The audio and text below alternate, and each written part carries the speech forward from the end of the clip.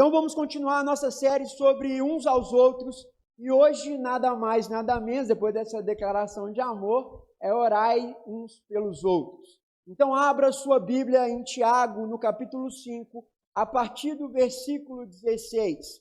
Tiago, capítulo 5, a partir do versículo 16, e vamos continuar meditando na palavra do Senhor.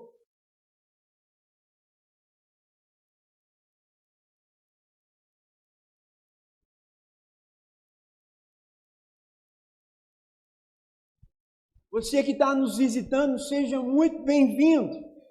Em especial, nós temos convidados internacionais, que é o Raul e sua família, estão chegando da Guiné-Bissau e vão fazer, está estudando, né, doutorado aqui, e conheceu a igreja ontem e está nos visitando hoje. Tomara que a gente seja o acolhimento do pedacinho da África aqui em Juiz de Fora, em nome de Jesus. Sejam muito bem-vindos. Eles são da Guiné-Bissau e vocês vão perceber que eles falam português de Portugal. Então, agora a gente tem o Cecília, que é o português que aprendeu aqui mesmo, porque na língua fala francês, e eu sempre esqueço a outra língua, que é a nativa, Lingala. Eu vou aprender da bênção apostólica em Lingala. Estou treinando. Ela me ensina toda vez, mas eu não aprendo. Mas um dia eu vou aprender. Então sejam muito bem-vindos, os outros visitantes também. Esse é o lugar perfeito para você que se considera imperfeito. A nossa igreja é o lugar perfeito para pessoas imperfeitas. Então seja muito bem-vindo. Abra sua Bíblia aí, Tiago, capítulo 5, no versículo 16. A palavra do Senhor diz assim: portanto, confessais pecados uns aos outros e orem uns pelos outros para serem curados. A oração de um justo é poderosa e eficaz. Elias era humano como nós, e ele orou fervorosamente para que não chovesse, e não choveu sobre a terra durante 3 anos e meio. Orou outra vez, e o céu enviou chuva, e a terra produziu os seus frutos. Aqui a ideia de que oração é algo muito importante, porque a oração é o seu relacionamento com Deus. Mas a palavra vai dizer 2 coisas nesse pequeno versículo. A primeira coisa, no texto, se a gente for acompanhar, e o Paulinho já fez uma exposição sobre esse texto, quando estava estudando Tiago, que é a primeira coisa: se alguém está enfermo, então que você chame o presbítero para orar sobre você. Ou se continuar, que você chame os irmãos, e ali eles orarão, a pessoa será curada, se orar com fé, será curada e os pecados serão perdoados. E aí o texto vai continuar dizendo o seguinte: confessai pecados uns aos outros para que sejam sarados. Cura e ser sarado, perdão e ser curado são 2 coisas diferentes. Tem coisa que você vai falar para Deus e Deus vai perdoar, mas a cura vem quando a gente confessa os nossos pecados. Se você já viu aquelas novelas mexicanas, Maria do Bairro, não sei o quê, A Usurpadora, aquele negócio que passa toda vez igual Chaves, você sabe que em algum momento dessa novela alguém vai revelar alguma coisa para o Roberto Rodrigues. E todo mundo vai fazer aquela cara. E antes dessa cara, alguém fala assim: não posso morrer com esse segredo. Porque tem coisas que nós cometemos e alguns erros que nós fazemos que de alguma forma nós guardamos isso dentro do nosso coração. E isso vai trazendo uma doença que nós chamamos doença da alma, que vai deixando e entristecendo a gente por dentro. Coisas que já aconteceram há 10, 20, 15 anos atrás. Conversando com uma pessoa e falando sobre isso, ele falou: pastor, eu não consigo me perdoar. Eu falei: por quê? Porque eu abandonei os meus filhos tem tanto tempo, tem 10 anos que eu voltei a ter relacionamento com eles, eu estou tentando recuperar isso, mas eu não me perdoo. Eu falei: e você já tinha confessado isso? Ele falou: não. Então eu falei: irmão, está curado. Foi um erro lá atrás, você não vai voltar o tempo, mas você está corrigindo, e a gente não vai ser lembrado pela forma que começamos, mas pelo final. E melhor do que o começo é o final, de tudo. Você será lembrado pelo final. É o final que conta. A Ana, dando aula, falou de um pastor. Então, ontem nós perdemos o pastor Vanuí Torres. um pastor que foi responsável pela área de missões da Convenção Batista, um pastor que lá em Belo Horizonte fez um trabalho numa igreja chamada Primeira Igreja Batista do Barreiro, e um pastor que começou um trabalho em Cuba, independente de junta. Ontem, voltando para Belo Horizonte, ele bateu o carro na mureta, e o carro pegou fogo, e agora a família está numa expectativa, porque o carro foi reconhecido, a placa, mas o corpo carbonizou todo, então não tem como reconhecer de fato. Então estamos todos mobilizados em Belo Horizonte em favor desse pastor. E aí é que vem de que várias postagens, e eu ainda estou com fé de que o carro dele foi roubado e que não foi ele, que a fé 1% ainda é chance. E pode ter acontecido alguma coisa, mas muita gente postando o quanto ele foi importante nessa caminhada, as suas ovelhas, os colegas pastores, e é assim que você vai ser lembrado, não é o começo da sua vida. Eu não sei como ele começou, eu sei do momento que ele entrou na minha vida e até ontem que, se de fato foi ele, aconteceu esse óbito. Então a gente vai ser lembrado pelo final, mas nesse correço entre o começo e o final, nós carregamos pesos que não deveriam ser carregados, que é a questão por não confessarmos os nossos pecados. E confessar pecado nada mais, nada menos que é reconhecer aquilo que nós cantamos aqui. Eu não sou forte, eu não sou tão bom e eu cometo erros. Mas quando você confessa isso, você traz aquele peso dos segredos. A gente guarda pecado como segredos, mas a vida dos outros a gente confessa para os outros. Isso chama fofoca. Se a gente confessasse os nossos pecados e falasse menos a vida dos outros, a nossa vida seria melhor. Mas não, a gente fala mais da vida dos outros e guarda aquilo que a gente errou da nossa própria vida. E carregamos peso dentro do nosso coração, dentro da nossa alma, que a Bíblia diz, já foi perdoado. Já foi lançado no lago do esquecimento. Mas se eu não confesso para ninguém, isso vai sempre estar na minha mente. Não é Deus que está acusando, é Satanás que acusa. Guarda uma coisa, Deus ele sempre responsabiliza a gente pelas nossas ações, seja elas boas ou ruins. Quem acusa você de alguma coisa, isso chama Satanás. Satanás que é o acusador. Deus não te acusa, ele te responsabiliza. Mas Satanás que te acusa. Mas quando você confessa, você traz para fora e tira a possibilidade de Satanás confessar. Porque muito crente tem medo de possessão demoníaca. Na verdade, ele não tem medo do demônio, ele tem medo do demônio falar o que ele está vivendo. Quer dizer, confessar os seus pecados. Então, na verdade, isso chama hipocrisia. Você confessa, você traz luz àquilo que está na escuridão. Não tem como Satanás jogar na sua cara nada, até porque você já confessou e Deus já perdoou. Então, perdão é diferente de cura. Às vezes você pediu perdão para um alto, Deus perdoou, mas talvez tem coisa na sua vida que você ainda não foi curado. E aí o texto diz, quando alguém então confessar o pecado para você, não seja julgador o suficiente de dizer, ó pecador, ó porque você fez isso, mas o texto diz, orai uns pelos outros. Porque essa é a ideia. A oração é a melhor forma de amor que nós temos. Porque a oração te leva a amar mais o seu amigo e a amar o seu inimigo. Eu tenho uma teoria de que amor e ódio são a mesma coisa. Afinal, você não odeia quem você nunca amou.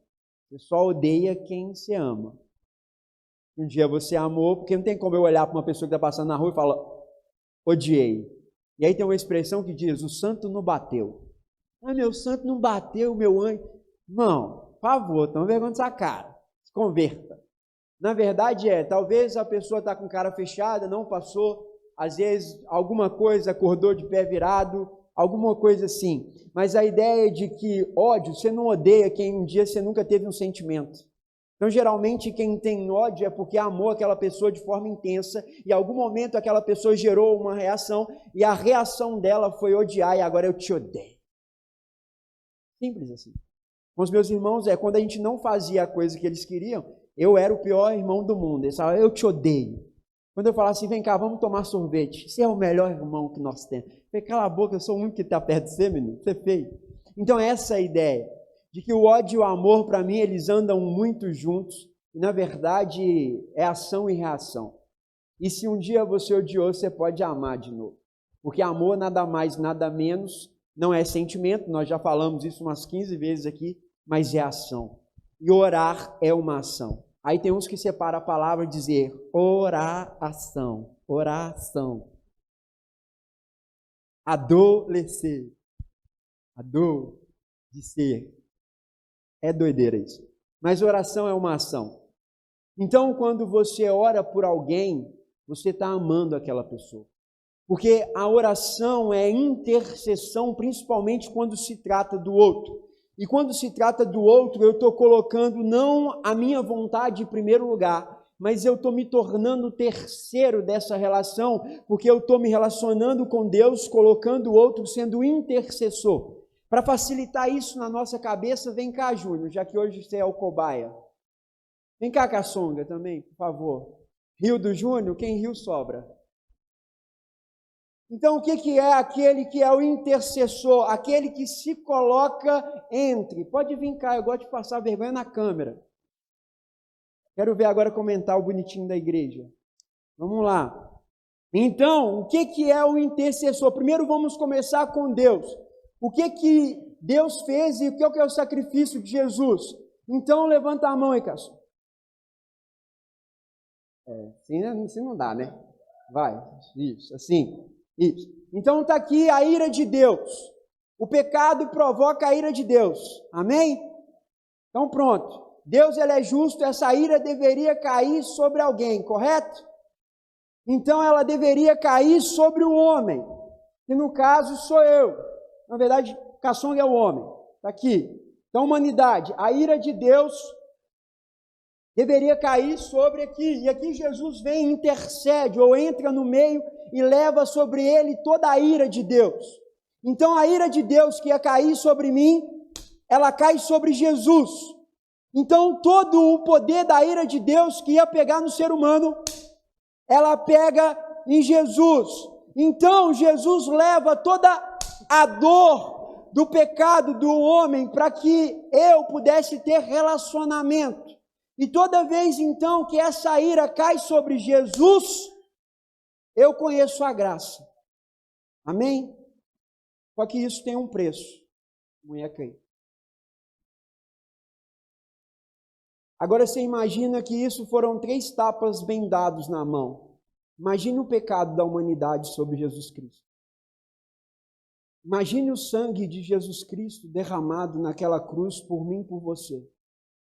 Não só pela gente que está dentro dessa igreja, mas por toda a humanidade. Imagine a insultação que Jesus teve que levar por amor a mim e a você. E aí, quando então ele está levando a insultação, ele ainda ora dizendo: Pai, perdoa, porque eles não sabem o que fazem. Nesse momento, ele podia descer da cruz, resolver tudo num estalar de dedos, mas ele resolve orar, intercedendo por aqueles que não sabiam que estava matando o próprio Deus. Começando com Jesus, a importância de orar uns pelos outros. Então, quando eu oro uns pelos outros, eu apresento a vida... É Jesus, né, cara? Então, obrigado, não. Calma que o sacrifício não acabou. Eu pego a dor do Caçonga, trago aqui junto com ele e vou interceder junto a ele, a Deus, dizendo: Deus, o Caçonga está chorando também. E eu estou em favor dele, porque a palavra diz que se dois concordarem, o que vai acontecer? Vai ser ligado no céu. Então, se o Caçonga diz: olha, eu preciso disso, e eu falo: vamos orar sobre isso. Então eu divido a dor e eu faço um compromisso com ele de oração, e agora 2 concordam. E aí eu posso dizer: olha, todo dia nós vamos orar sobre isso. E aí Cristo olha e diz: eles estão concordando. Então aquilo que é ligado na terra é ligado aonde? No céu. Há dois clamando, batei, batei, abre-se-vos-á, quer dizer, nós estamos batendo na porta, para essa porta abrir, dois batendo na porta é mais do que um. Então vamos orar, até porque o que foi na EBD, eu preciso não deixar o caçunga parar. E orar é uma atitude de amor, de dizer, ei, eu estou comprando a sua briga, eu estou aqui com você. Olha, eu vou lutar e eu vou batalhar com você. Teve uma vez que num congresso de pastores sentado, começou a tratar um tema sobre família e todo o louvor foi sobre família. E aí a líder do louvor naquele momento virou e falou o seguinte, olha, eu quero que você abençoe seus filhos. E aí o pastor que estava do lado também, que era um pastor jovem, ele falou assim, que filhos? Só que ele fez num tom de piada, eu falei, o que foi? Porque eu não tenho filho, nem por isso eu falei, tive a mesma reação. Aí ele abaixou a cabeça, eu falei, o que é, cara? Ele falou, eu e minha esposa somos estéreis. Eu falei, eu nunca li na Bíblia uma mulher estéril que não conseguiu engravidar. A partir de hoje, você faz a sua parte, eu vou orar com você, até vocês engravidar. E a gente se abraçou e naquele momento de cantar, a gente orou junto. Todos os dias eu oro por ele. Todos os dias eu ligo e falo, e aí? E aí, nesse período que o louvor estava acontecendo, eu falei, e sobre a adoção? Vocês já pensaram? Aí ele abaixou a cabeça e falou, a minha esposa tem dificuldades. Quando o pastor pega a palavra que ia dar a palavra, naquele momento ele diz, a minha história familiar, eu sou adotado. Então quando eu entro na briga dizendo, olha, nós vamos orar, porque isso é uma dor sua. Tem gente que não quer ter filho, é opção, mas nesse caso não era uma opção.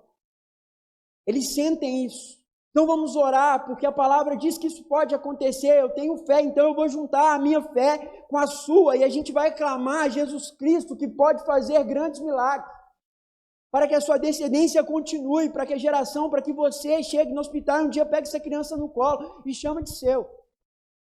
Às vezes o que vai precisar é pegar o Jonathan e dizer, olha Jonathan, vamos lá até Jesus Cristo, porque a oração tem esse poder de levar a pessoa até Jesus. Às vezes a pessoa não é crente, às vezes a pessoa não está na igreja, às vezes ela está numa vida muito errada e não quer mudar. Aí é na hora que eu apresento a pessoa em oração e eu levo ela até Jesus Cristo, dizendo, Jesus, esse é o caçonga. Jonathan caçonga, senão Cecília me bate. Olha, ele precisa da sua ajuda. Está aqui o coração, o problema é esse. Bom, eu não consigo mudar o coração dele. Eu não consigo mudar o marido que ele é, o filho que ele é, o trabalhador que ele é, mas o Senhor consegue. Então estou te apresentando. Está aqui. Senhor, ele não consegue, ele não está conseguindo orar. Então está aqui, eu estou fortalecendo ele. Eu estou tendo fé para mim, para ele, de que quando ele chegar aos seus pés, a resposta vai ter. A primeira vez que eu preguei aqui, eu falei sobre os 4 amigos que levam um paralítico até Jesus. Essa é a ideia não só da oração, mas a ação de levar. Eles chegaram, a casa estava cheia, não tinham para onde entrar, eles não desistem, eles levam o cara passando pelo telhado até os pés de Jesus, e quando chega aos pés de Jesus, Jesus olha para eles e diz, bendita a fé de vocês. Não foi do paralítico, porque às vezes orar pelo outro não é a fé do Jonathan que vai mover ele, é a minha fé de acreditar que quando ele chegar em Jesus, a resposta da oração e a vida dele vai mudar. É por isso que eu preciso orar uns pelos outros. Ou o contrário, eu não sei, não tenho proteção. Aí é um momento que eu levo Jesus através da oração uns pelos outros até onde o caçunga está. E uma coisa que a Kelly faz comigo é que toda vez que eu vou para BH, ela manda uma mensagem, que Deus te abençoe, não sei o que, eu estou orando por você. Quando ela sabe que eu estou voltando, ela manda, quer dizer, ela não está lá, ela não pode me proteger. Ontem eu entrei dentro do ônibus com uma freirinha sentada do meu lado, eu falei, a freira pode. Ela já arrancou um terção aqui, eu falei, gente, vocês vão escapotar, eu e a freira aqui dentro. Vai ser muito da hora. Mas entenda o seguinte, A Kelly não está junto, mas quando ela entra em intercessão, ela manda Jesus aonde eu estou. E aí, Jesus pode estar no lugar que a pessoa estiver. Pode estar lá na África, lá no Congo, pode estar dentro de um presídio, pode estar do outro lado do mundo. Jesus pode chegar lá, eu não posso. Mas através da minha oração, que é um ato de amor, eu alcanço. É por isso que nós precisamos orar uns pelos outros. É por isso que a gente precisa se colocar à disposição para ouvir pecado e orar sobre. Porque quando eu oro também, eu digo, Senhor, abençoa a minha vida. Porque o Jonathan está com esse problema, mas eu também já tive. E se eu não cuidar, talvez amanhã sou eu. E num dia eu posso dizer, Jonathan, hoje eu não estou bem. Hoje é você que ora por mim. Essa é a ideia da caminhada de dois irmãos. A caminhada bíblica, aí sim o texto diz, é melhor serem dois do que um. Porque se um cair, o outro levanta. Não está na ideia só de casamento, isso está para a vida. Em algum momento eu vou cair e eu preciso de alguém que me levante. Não só fisicamente, como espiritualmente. Só que se eu não creio na oração, eu vou sustentar quem em oração? Se eu não tenho uma vida de oração, eu vou sustentar quem em oração? Pode sentar, menino. Não precisa esconder sua mão, não, filho. Está gravado, seu pastor te agrediu. Quando você pecar, você lembra disso. Então entenda isso. A ideia de que eu sou responsável pelo outro irmão. Caim mata Abel e o que Deus pergunta? Cadê o seu irmão? Ele é abusado o suficiente para responder. O que eu tenho a ver com o seu irmão? Eu sou responsável. Quem tem mais de irmão sabe que o mais velho cuida do mais novo. Não é opcional. Minha mãe não chega para mim e fala, você quer cuidar dos seus? Não, cuida. Simples assim. Não tem essa opção. O mais velho cuida do mais novo, ponto final. Fora da casa dos pais, quem manda na casa é o mais velho. Questão de autoridade, hierarquia, responsável pelos outros. E pode ter a diferença de 2 meses. 9 meses, 2 meses não tem como, mas 9 meses. Mas é o mais velho que cuida. Pronto. É o mais velho que se coloca. Quantas vezes eu tive que os meninos aprontavam, eu chegava para minha mãe e falava assim, não foi a gente que fez. E ela falava, eu sei que não foi você. Eu falei, fui eu sim, foi eu que deixei. Se eu deixei, então os meninos fizeram de bater com permissão. Vai bater, bate em todo mundo. E minha mãe batia mesmo. Ela esse negócio de você pular na frente com ela dava certo não. Ela batia em todo mundo. E batia em quem não assumia também. Mas eu nem estava, vai apanhar porque seu irmão pulou na frente, o outro fez, e você é um bundão, vai apanhar. E aí apanhava os 4. O outro tinha acabado de chegar, já estava apanhando. É assim. Então tem essa ideia de que eu sou responsável pelo meu irmão. Quando a pessoa chega na igreja, irmãos, ela não sabe nada, ela depende da igreja em tudo. 100%. Mas chega um momento que ela vai aprendendo e a igreja vai depender dela 100%. Que é ela transmitir. Uma geração é responsável de ensinar a outra geração Cristo. Uma geração é responsável a ensinar outra geração a piedade. Uma geração é responsável para ensinar a outra geração a importância da oração. Se você não pega os seus filhos e não senta com eles para orar, pastor, mas eu oro pelos meus filhos todos os dias. É diferente, irmão, você orar e você chamar os seus filhos para orar. É diferente você pegar a Bíblia, enfiar dentro do quarto e ler ela, e você pegar a Bíblia, botar na mesa, abrir, sentar a família e dizer, agora nós vamos ler a Bíblia. Ah, mas orar em segredo, seus filhos precisam ver você orando. Sua esposa, seu marido precisa ver você orando. Isso é exemplo. É ensinar. É ensinar. A criança naturalmente vai replicar isso. Se chega alguém novato aqui na igreja que a gente não ensina o poder da oração, vai ficar um crente mulambo depois. Vai ficar um crente pede, que acha que pastor é caixa eletrônico, que chega com um monte de boleto. Pastor, você pode orar para fulano? Você pode orar para ciclano? Você não ora? Não, quer que o senhor é pastor. E eu preciso de oração, irmão. Da mesma forma que eu oro pelas pessoas, eu preciso de gente orando por mim. Mas não, parece que a gente é boleto, só fala assim, ora pastor, ora. Que dia que você ligou para um dos pastores dessa igreja para orar por ele? E não foi para dar BO. E foi dizer, pastor, estou te ligando para orar. E não estou começando de mim não, porque eu não estou cobrando de mim, cheguei aqui agora, mas e os outros? Que dia que você pegou o telefone e disse, pastor, estou ligando para orar para o senhor. Aconteceu alguma coisa? A gente até fica preocupado. Aconteceu alguma coisa? Já orou, irmão? Isso. Pronto.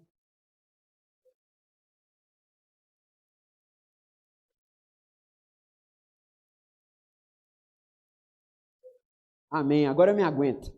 Esse é o problema. Orou, votou a favor, agora tem que me aguentar. Mas é a diferença. Qual que foi a última vez que você abriu uma mensagem de WhatsApp e você escolheu uma pessoa para orar e mandou uma oração em áudio para ela? Qual que foi a última vez que você responde o WhatsApp o dia inteiro? Por que você não pegou o mesmo áudio lá e não mandou dizendo, ei, eu quero orar pela sua vida hoje, qual que é o pedido de oração? E você abençoou a vida da pessoa. Qual que foi a última vez que você parou na rua e orou com alguém? E teve uma vez que eu estava dentro do McDonald's e a gente só entrou no McDonald's que eu precisava de um lugar reservado para conversar. E aí estava eu e mais um, era no centro, a gente subiu para a parte de cima do McDonald's, sentei com ele, falei, senta numa mesa que está suja aí, para falar que a gente comeu. Aí sentamos naquela mesa, ele compartilhou o problema, eu falei, cara, vamos orar. Peguei na mão dele e a gente orou ali em público. Quando passou, uma moça virou para mim e falou o seguinte, vocês são crentes? Eu falei, aham. Ela falou, então ora por mim. Aí eu falei, e como é que é seu nome? Ela falou, fala com Deus que é a moça do McDonald's. Eu falei, tá bom. Na hora que eu ia descer a escada, eu falei, moça, só tem um problema, eu não posso orar por aquilo que eu não sei. Sentei na mesa e falei, qual que é seu nome? Ela me falou o nome dela, me contou um pouco da história. Eu falei, olha, tá aqui meu número, eu não vou pedir o seu para você não achar que eu estou tendo segundas intenções, mas está aqui meu número. Eu gostaria de quando você chegasse em casa, você me mandasse mensagem dizendo que chegou em casa. Eu gostaria de orar por você. Hoje essa menina está na igreja, está firme, Deus mudou a vida dela, mas naquele dia ela tinha saído do trabalho e ela estava pensando em suicidar. E sabe o que é pior? Ela falou assim, na hora que eu vi vocês dois de mão dada, achei que vocês eram gays. Só que a gente tem vergonha. Tem vergonha de entrar no restaurante e orar pela comida que a gente vai comer. Tem vergonha de orar agradecendo. Eu engano meu irmão quando eu digo, pode deixar que eu estou orando, você não ora.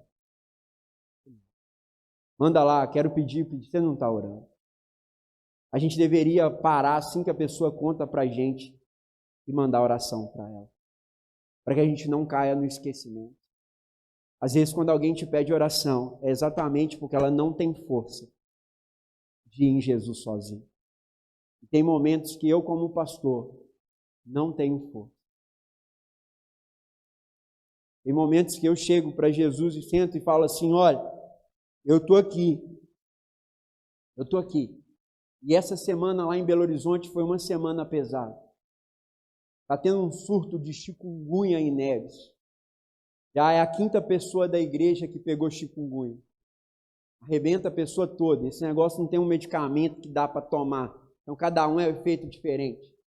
O muro da irmã caiu. O irmão que vai casar semana que vem, que a gente estava preparando tudo, ele estava muito feliz, era o ex-traficante do bairro, saiu, mudou de vida, Deus estava abençoando. O cara sofreu 2 acidentes em menos de uma semana e ainda é um dos 5 que pegou chikungunya. Aí o outro voltando para casa dá PT no carro. E aí eu como pastor de mãos dadas, porque a única coisa que vem e fala, Senhor, será que eu vim para o caminho certo? Porque quando eu estava lá, nada disso estava acontecendo. Foi eu pisar o pezinho fora, não deu nem uma semana, Senhor, virou o caos. Mas eu quero te apresentar esses irmãos. E aí, ontem, esse menino me liga dizendo, pastor, por quê? Quando eu estava na vida errada, essas coisas não aconteciam. Agora eu dei PT em 2 carros, eu estou com chikungunya, eu não estou conseguindo trabalhar, o seguro deu mais de R$ 5.000, e semana que vem eu caso, como é que eu vou sustentar a minha casa? Aí é na hora que eu tenho que pegar minha dor e falar, ei, o Deus que você serve vai fazer milagre, e até o último momento, é momento da gente crer nisso. Você não está sozinho, você tem uma igreja. Sozinho você não está, a fome você não vai passar. Enquanto a gente tiver com você, meu filho, se Deus tiver com você, está tudo resolvido. Essa é a ideia. Dizer, ei, você não está aguentando orar, não, eu vou orar por você. Ah, onde é que está Deus? Deus está aqui, eu sou a coisa mais próxima de Deus que você tem. Já parou para pensar nisso? Você é a coisa mais próxima de Deus que eu tenho. Eu nunca vi Deus, eu nunca palpei Deus. Mas Deus pode usar o seu abraço, o seu sorriso, o seu toque, a sua fala para trazer esperança, acalentar e para fazer algo e ser usado como resposta de milagre na minha vida. Resultado disso, a igreja assumiu o casamento dele. A igreja vai bancar todo o casamento. Eu estou deixando a minha casa toda para eles. Então eu só vou trazer as roupas, a minha casa toda, todos os móveis. Eles já estão entrando com a casa toda montada. Ainda falei que o próximas despesas dos meses da casa eu vou pagar tudo, eles não vão ter, até eles conseguirem se estabelecer. Isso vem com dividir a dor. E a dor, às vezes a gente precisa confessar. Não só os pecados, mas as mazelas. Eu fico pensando se Eva com Adão, se eles conversaram dizendo o seguinte, porque eu estou com um desejo grande de comer aquela fruta. Porque é melhor compartilhar a tentação do que confessar pecados.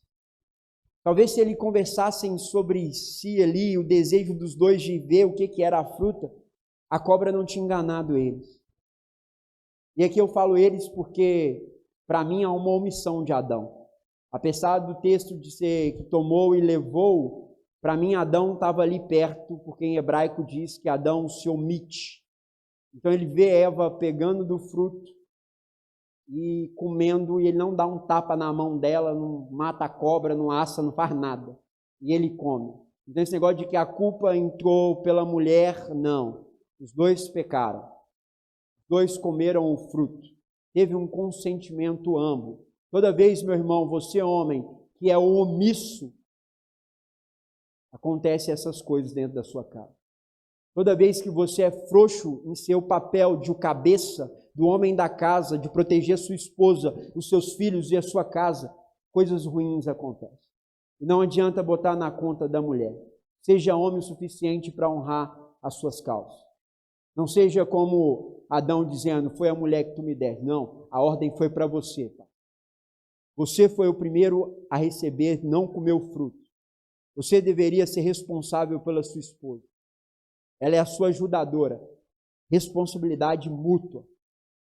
E você, mulher, também, não for mãe solteira, tome seu lugar. Tome seu lugar. A Bíblia diz submissão. Quem está debaixo da mesma missão não é opressão. O seu marido te oprime, primeiro que ele não é homem. Segundo que ele não conhece a Bíblia. E segundo que opressão não é submissão. Submissão é estar debaixo da mesma missão. Qual que era a missão de Adão? Cuidar do jardim. Missão de Eva, ajudar a cuidar do jardim. A missão dos dois, procriar ali. Porque o pecado original não é o sexo, fica tranquilo. Tá? O sexo foi algo que foi criado por Deus. Não teria a fala de que as dores da mulher se multiplicariam. Se multiplicaria porque já tinha. Não sai uma criança de uma mulher sem doer, vai doer. Mas o órgão, o corpo da mulher foi projetado para isso. Então o sexo não é pecado, não é o fruto proibido, não é maçã também. Tá? Fique em paz. O pecado ali é desobediência. Podia ser tomar Coca-Cola. Não tome Coca-Cola. Tomou Coca-Cola, pecou. Mas como Coca-Cola é algo de Deus, não é isso também. Fique em paz. Fanta é. Fica tranquilo. Então entenda isso. Toda vez que você abre mão, você se omite, algo de errado vai acontecer. Isso na sua casa, no seu casamento, quando você perde o papel do homem e da mulher. E aí você não entende o que é ser submisso. Irmã, não quer ser submisso? Tranquilo, não case. Submissão é só para quem está casado. Fique em paz. Ser responsável pela mulher também é só para quem está casado. Ponto. Não quer cuidar de mulher, não quer cuidar de filho, faz o seguinte, compra uma TV 50 polegadas, compra um Play 5, bota lá, compra um carro, que aí quando você cansar de jogar videogame, você vai dar a volta no carro, compra um carro velho para te dar problema, que aí você vai ficar mexendo nele o tempo todo. Pronto, vai ocupar o tempo. Se você é esse cara, mulher na sua vida vai estragar. Então não estraga a sua vida e nem a vida da menina. Pronto, vai cuidar do seu carro, bota o nome dela de, sei lá, Linda, pronto, vai cuidar. Eu participei de uma igreja que todos os carros tinham nome. A Kombi chamava Limona, o Gol velho chamava Furiosa. Todo carro tinha nome. E só ano 92 para baixo. Só coisa legal. Então entenda o seguinte, tem papéis e os papéis precisam ser cumpridos. Mulher, toda vez que você tenta ser o calça grande de sua casa, você chama o seu marido de frouxo, seus filhos estão vendo o que é ser um frouxo, e você está deixando seu marido ser frouxo. Toda vez que você, irmão, é frouxo, seus filhos estão vendo o que é ser frouxo, sua mulher entende que casou com frouxo, e a gente sabe que você é frouxo. Então toma tendência na sua vida. Cola com o pastor Décio, que o pastor Décio vai te discipular, para você aprender a cuidar da esposa. Porque isso tem a ver com oração também. Nem que a gente tem que manter no seu ombro, dizendo, Deus vai fazer o irmão virar homem. Deus vai virar homem, até você virar homem. Eu acredito no poder da oração. Então eu sou responsável por você, por levar você até Deus, por proteger você em alguns momentos difíceis, por interceder quando você não pode, por ouvir os seus pecados e não te julgar como um pecador, porque a Bíblia diz, cuidado, os que pensam que estão de pé, nem é os que estão, é os que pensam que estão de pé, cuidado para quê? Que não caia. Hoje sou eu que estou de pé, mas amanhã sou eu que posso estar deitado. E eu vou precisar de você estendendo e orando por mim. Então, a oração ensina a gente a amar as pessoas. A oração trabalha o perdão no nosso coração. E eu quero terminar com uma experiência pessoal da minha vida. Eu sou filho de pulação de cerca. Então, meu pai já era casado, já tinha 3 filhos, enganou a minha mãe.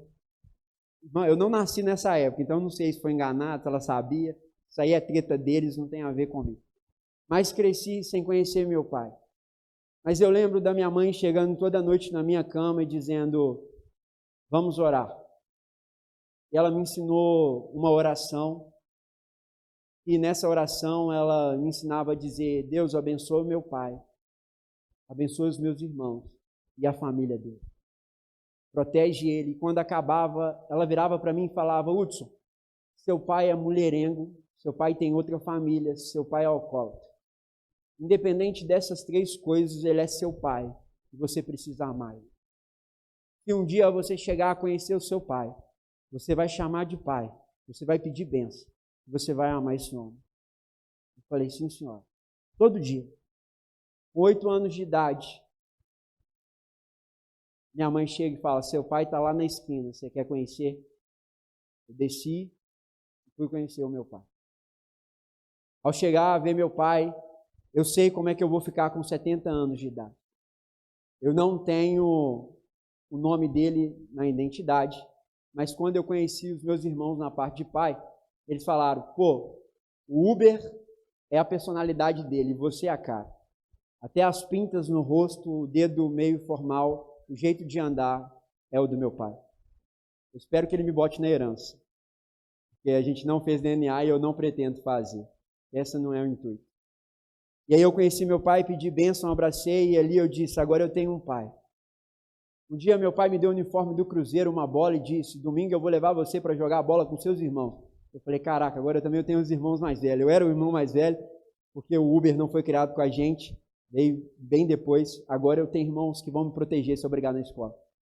E ele já era bem mais velho, já tinha até filhos. E aí meu pai marcou comigo às 8 horas da manhã, eu desci para a esquina, a gente morava num prédio, numa kitnet, e passou 8 nada, passou 9 nada, passou 10 nada, quando deu 10h30 eu subi, minha mãe, e aí, como é que foi? Eu falei, não, meu pai está atrasado, eu só vim pegar um pacote de biscoito.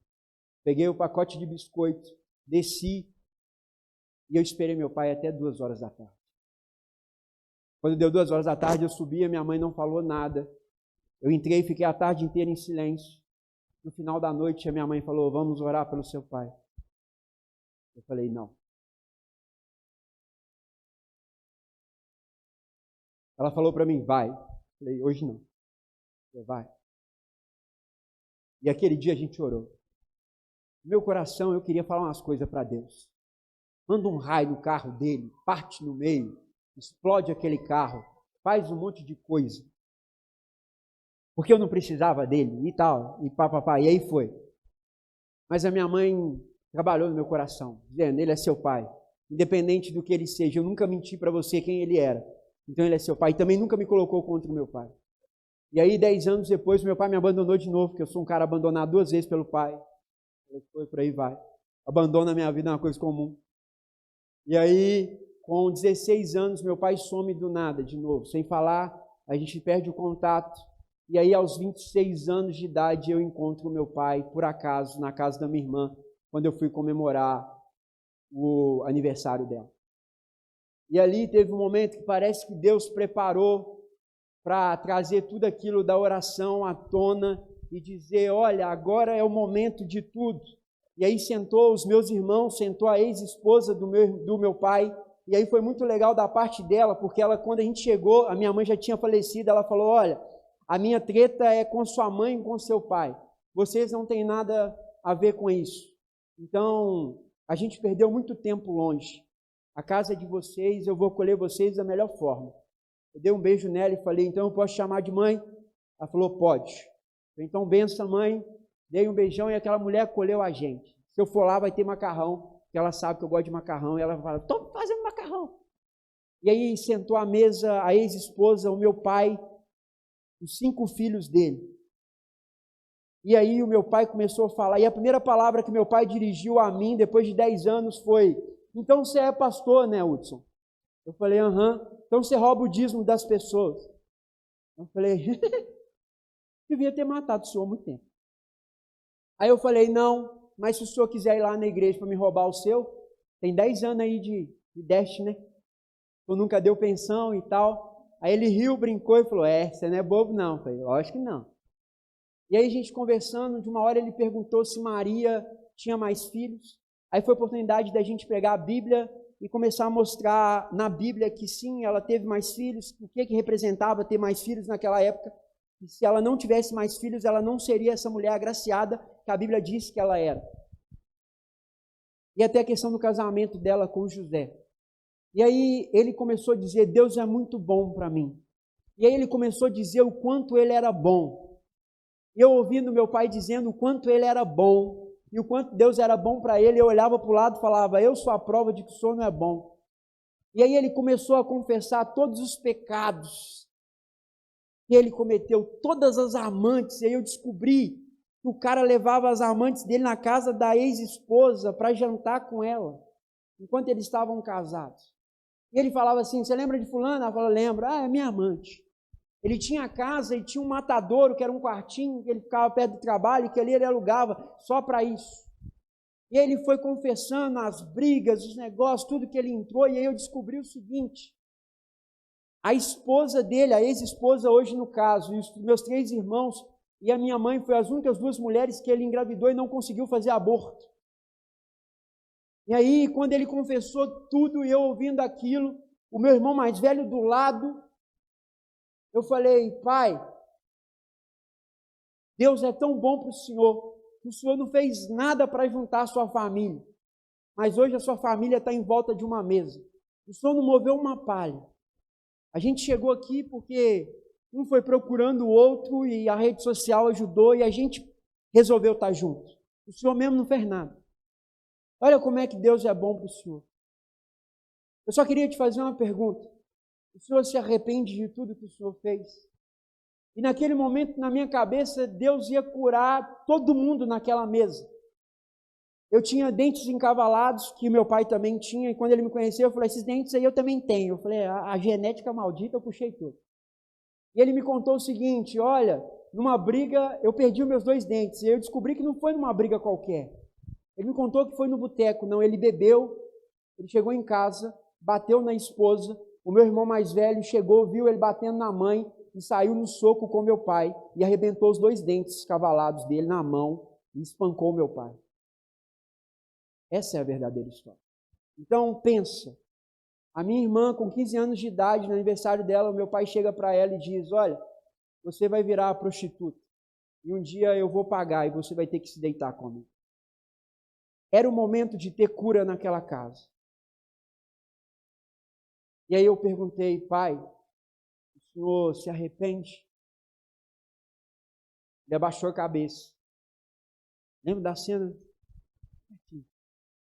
Levantou e falou: Uber. Eu falei: pai, eu sou o Hudson.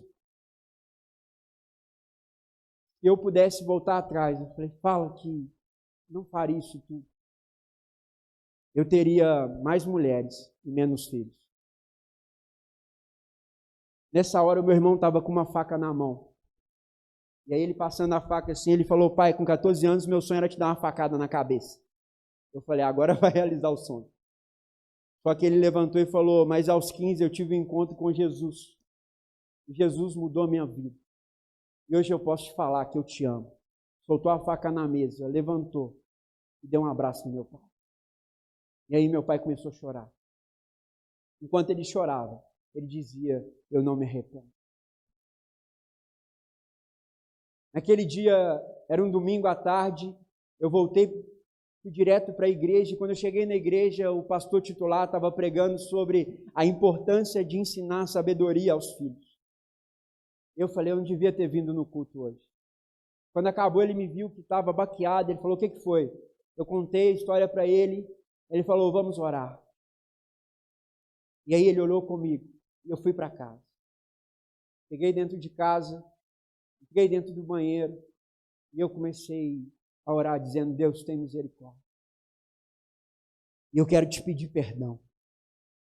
Perdão porque há muito tempo atrás eu achei que eu tinha perdoado meu pai.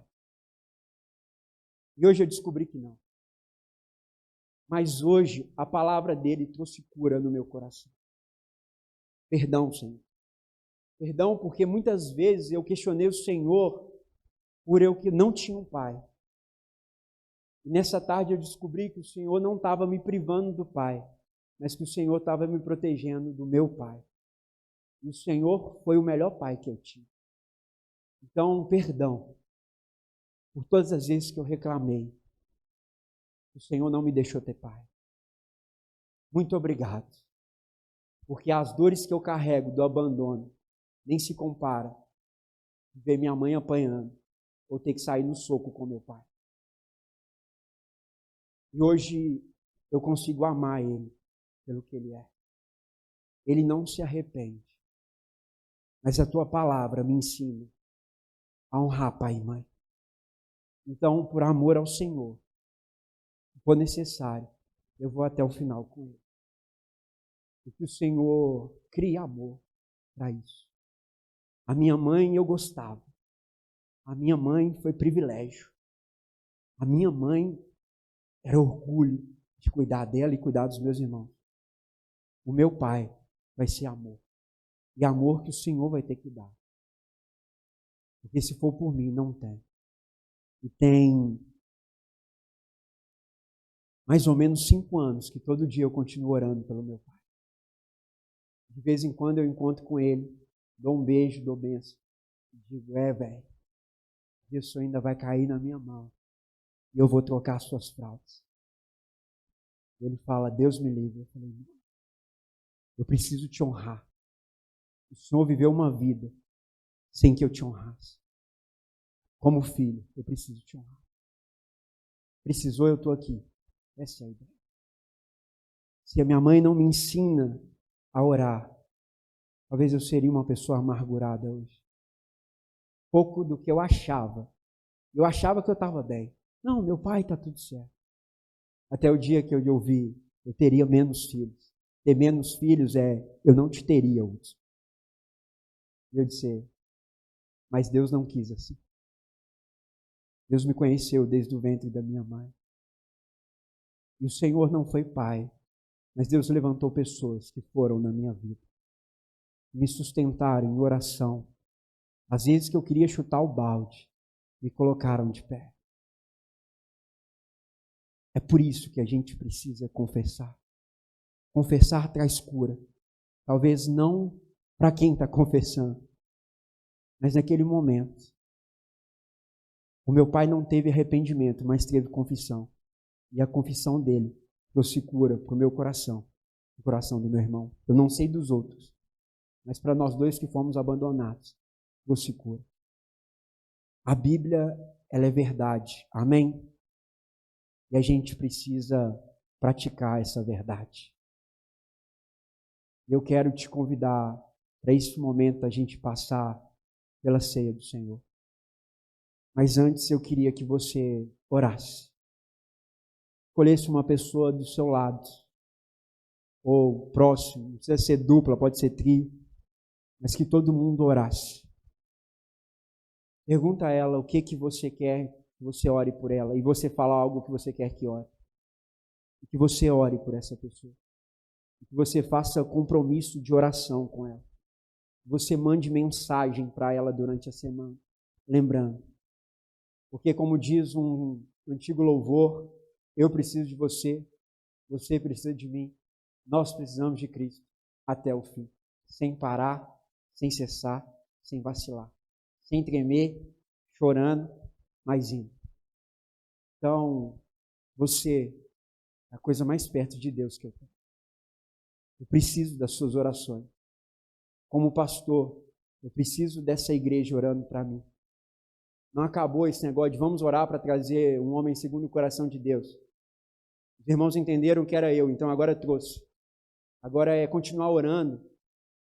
Eu sou um pastor jovem, solteiro, numa cidade desconhecida, suscetível aos prazeres da carne. Sou fiel a Jesus Cristo. Dei minha vida para Ele e corro disso. Mas isso não quer dizer que eu não possa cair. E tem uma coisa que eu tenho medo. Eu tenho medo de ser vergonha para o Evangelho.